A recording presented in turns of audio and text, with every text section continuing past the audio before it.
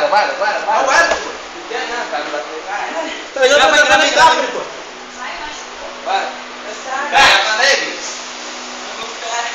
Já tá gravando. Vai. Pô, tô tremendo pra caralho. Caraca, Gustavo.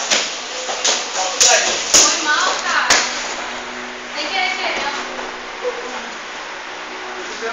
Ele vai girar. Eu vi um socão no saco do Yuri. Pô, deu um bandal, cara. Como é que você sabe que ia girar? Porque eu abri uma roda. Você tava de aberto. Eu dei uma pisoada no Yuri e ele defendeu, só que meu saco. Já, então. Eu não sei. Você viu que tá se dando defendido. Já. Pô, o pisoada foi em cima e ele pegou embaixo. Oi, cabeça, calma.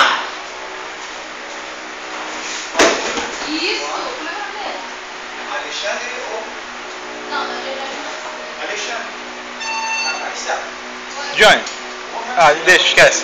Matou o filho Ele do trocou. Cara, ele pegou certinho, assim, na hora que eu abri pra bater, Não, passou porque por isso baixo. tudo tava na aberta. Aí É porque virou, você acertou minha bunda e machucou. Aí eu fui e bati de esquerda e não fez nada, não fez nada.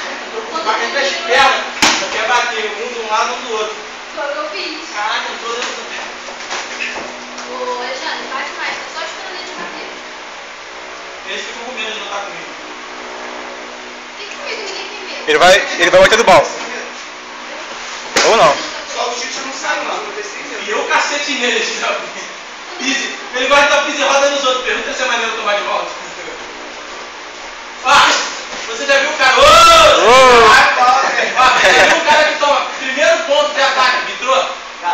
É. Porra. Ele entrou e fez assim, ó. Certo? Pá! Baixo, merda. O tiozinho também hoje que tiver aqui. 5 segundos. Também? Ele tá. 3, cara.